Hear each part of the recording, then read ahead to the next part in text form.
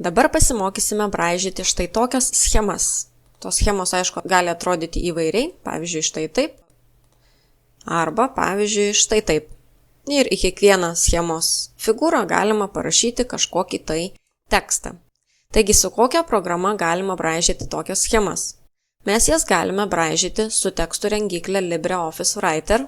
Jinai turi savo braižymo priemonės, jeigu jas įsijungiam, jos matosi štai čia apačioje. Bet jų nėra tiek daug, kaip programoje LibreOffice Draw.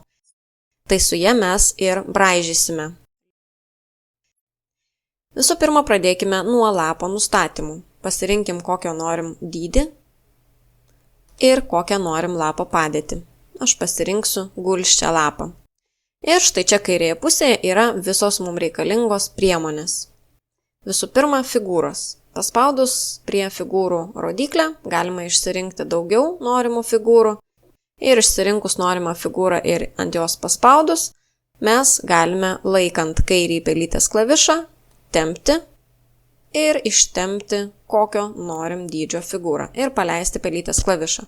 Jeigu norim dar vienos tokios pat figūros, mums nereikia vėl spausti rodyklę, kad išsirinkti tą figūrą. Galima tiesiog paspausti ant tos figūros vieną kartą ir vėl laikant kairį pelytės klavišą ištempti norimo dydžio figūrą ir paleisti klavišą.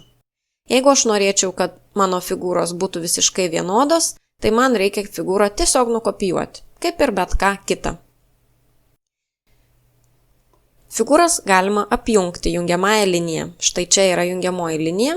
Galima išsirinkti kokį tik norim linijos stilių, su rodyklė, be rodyklės, kampuota, nekampuota ir taip toliau.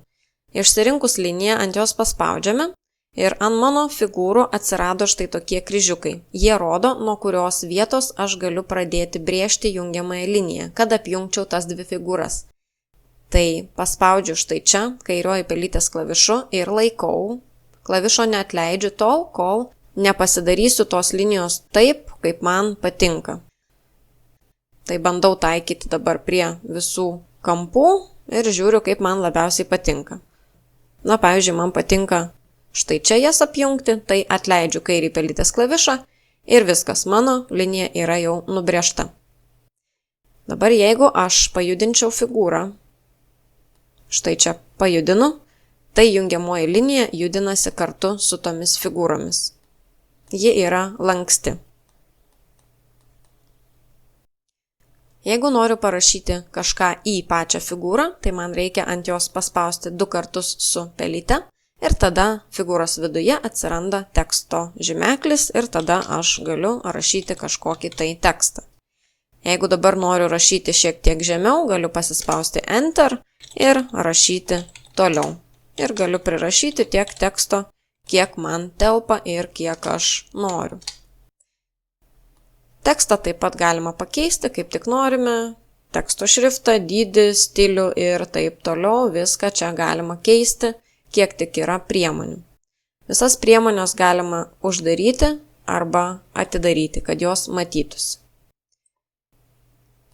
Na ir beliko pakalbėti apie figūrų išvaizdą. Pažymėjus figūrą, kas mus dabar domina? Mumis visų pirma domina sritis. Paspaudus pliusą atsiranda visa informacija apie sritį, paspaudus minusą ji pradingsta. Tai kas tas sritis? Tai yra tiesiog figūros fonas. Toliau mus domina linija. Linijos storį galima pasikeisti ir taip pat ir linijos spalvą. Ir taip pat galima uždėti figūrai šešėlį. Čia yra neišversta, shadow. Paspaudžiu įjungti ir atsiranda šešėlis. Galima pakeisti jo kampą, kokiu kampu tas šešėlis krenta. Taip pat galim pasirinkti, kokios šešėlis bus spalvos ir kokiu atstumu jis bus nutolęs nuo mūsų figūros. Na ir dabar tarkime, kad aš noriu šitas abi figūras padėti į tam tikrą padėtį, kad būtų, tarkim, jos vienodame aukštyje. Bet tam, kad man nereguliuoti čia iš akies, kiekviena figūra turi savo X ir Y poziciją lape. Tai pavyzdžiui, jeigu X būtų 0, tai mano figūra yra kairėje pusėje, O jeigu y būtų 0, tai figūra atsidurtų viršuje. Tai jeigu noriu, kad ir šita figūra būtų viršuje, tai aš jai galiu nustatyti, kad y būtų tiesiog 0. Ir jos dabar abi yra viename aukštyje. Pasižymėkime jungiamąją liniją ir jungiamoje linijoje galima taip pat pakeisti jos išvaizdą, tai pasikeisti storį galima, spalvą ir netgi rodyklės išvaizdą, kaip atrodo rodyklė, ar jinai yra, ar jos nėra. Ir iš kitos pusės gal mes norime rodyklės. O nereikalingą figūrą arba rodyklę mes galime laisvai ištrinti, pažymėjus figūrą ir paspaudus klaviatūroje klavišą Delete.